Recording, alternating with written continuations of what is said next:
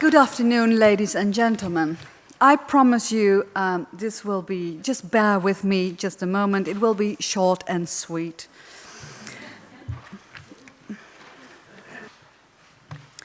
The greatest paradox of dress worn by the Dutch civic elite around 1600 was that it was essentially Spanish in style.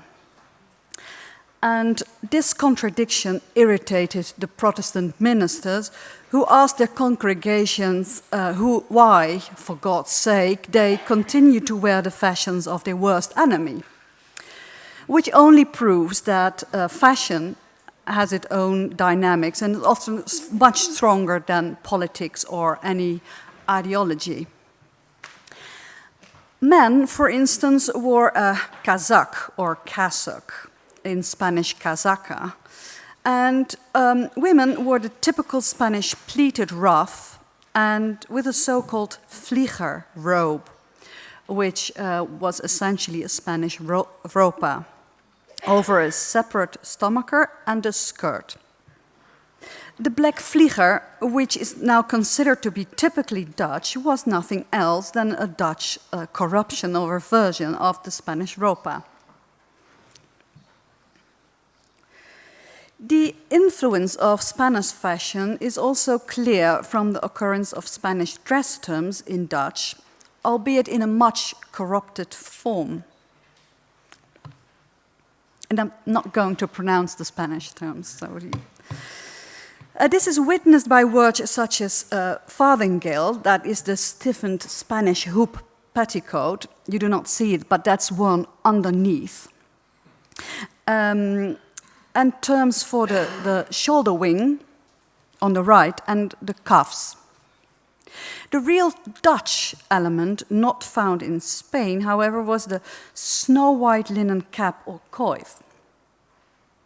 And this evolved from the 16th century fashion in the Low Countries to wear linen kerchiefs of an exceptionally fine quality. This Frans Hals portrait shows a type very popular at the time, which was like a standing diadem-like edge which stood up at the front and had a large border of lace. And despite that the fact that this type was only to be found in the Low Countries, I believe at the time this was called a Spanish cap, to go maybe with the Spanish dress. The older generation wore a linen cap of a very different type.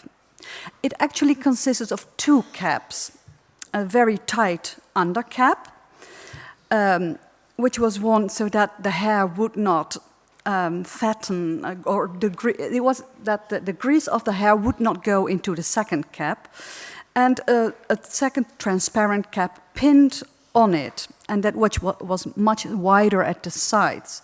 And here in the Rembrandt portrait, you can see still the pins the woman used to pin the caps together. Now, at my promotion 17 years ago, Rudy Eckhart asked me whether it was possible to determine by the dress if a sitter on a Dutch portrait came from a specific city or region.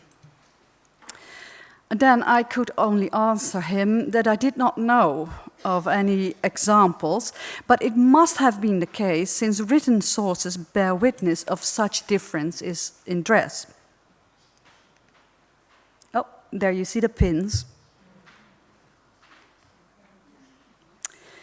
For instance, in his Brabbeling, the poet Roemer Visser says of a woman that her cap is set in the way of Ámsterdam.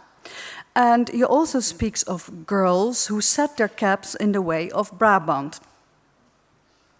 So what was the Ámsterdam way of setting your cap?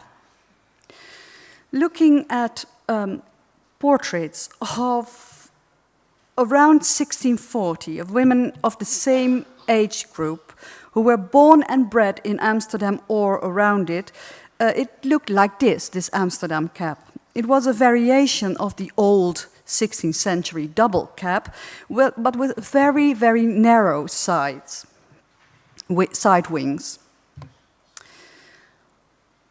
And you see that the women here are born in Amsterdam or around Amsterdam. You can also find this type in Haarlem, so in the north of Holland. And around the same time, Rembrandt painted the portrait of a woman with the same age, but with a very different cap, both in structure and in color. It is of the same diadem type, but made of black gauze with a tip in the front. 22 years later, Rembrandt painted the portrait of Marieke de Winkel with this same cap.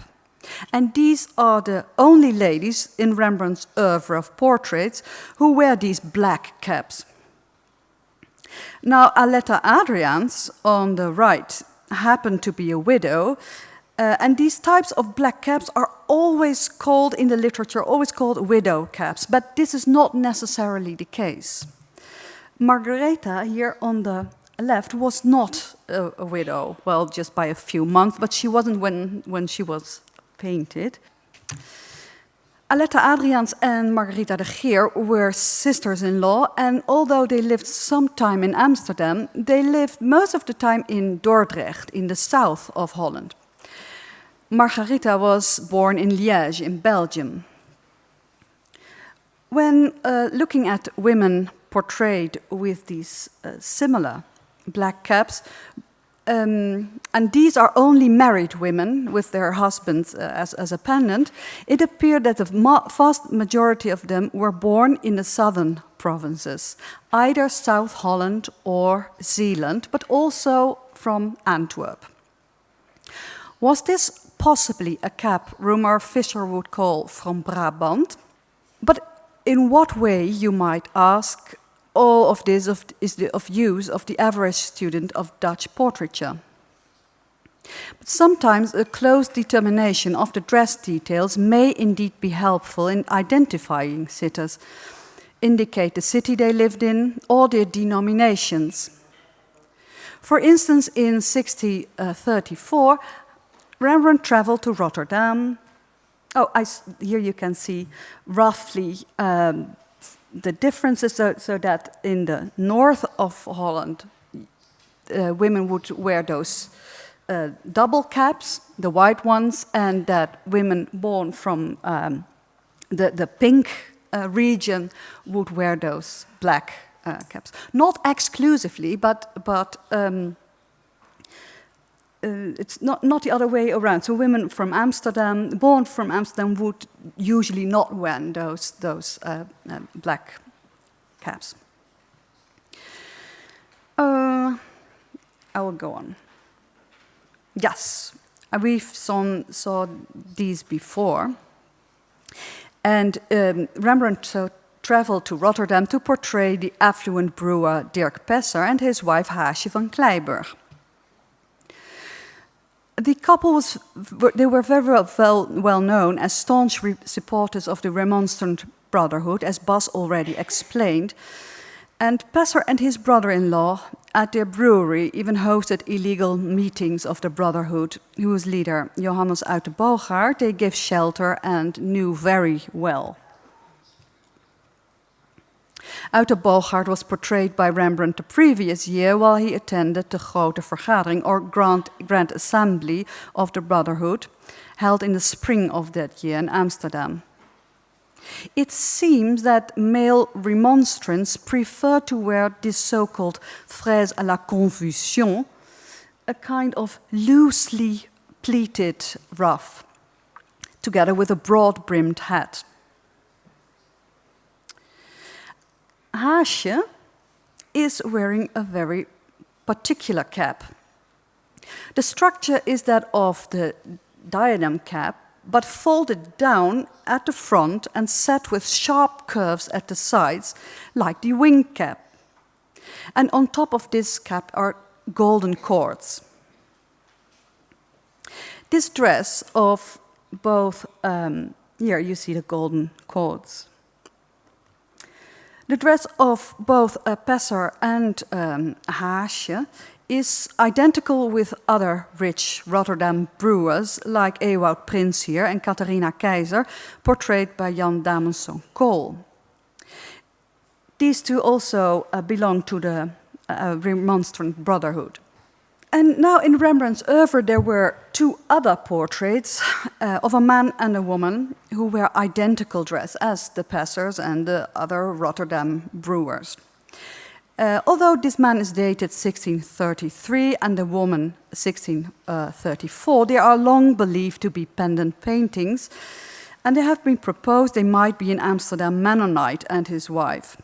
But the dress code of Mennonites was very different, and they, for instance, never wore these loosely pleated ruffs. The wives wear the identical cap as Haasje Kleiburg and Katrina Keizer, and it's very likely she therefore belonged to this very same circle. The ages indicated on Rembrandt's panels indeed correspond with the ages of Dirk Passer's younger sister, Marieke Passer, and his brother-in-law, Jacob van Kouwenhoven. Dirk Passer and van Kouwenhoven were close partners both in business and religious affairs, which gives occasion to the following hypothesis. Jacob van Kouwenhoven, as a foreman of the Rotterdam delegation, attended the assembly in Amsterdam in the spring of 1633, like Uitenboogaard, and was likewise portrayed by Rembrandt. In the next summer, in 1634, Rembrandt is invited to portray van Kouwenhoven's wife. Here's the wife with the cap. Her mother. Here is the mother with her daughter and her son, and their spouses.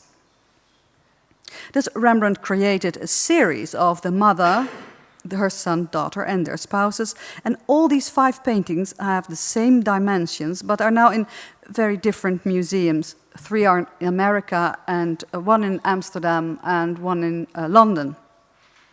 It would be a nice idea in the future to bring them all together, to compare, possibly in a family reunion. I hope to have demonstrated that closely looking at dress can indeed sometimes, though not always, mind you, can give an indication of the sitter's origin or her religious denomination. And I hope, Rudy, it's a bit late, 17 years, but I hope to have answered your question today. Thank you very much.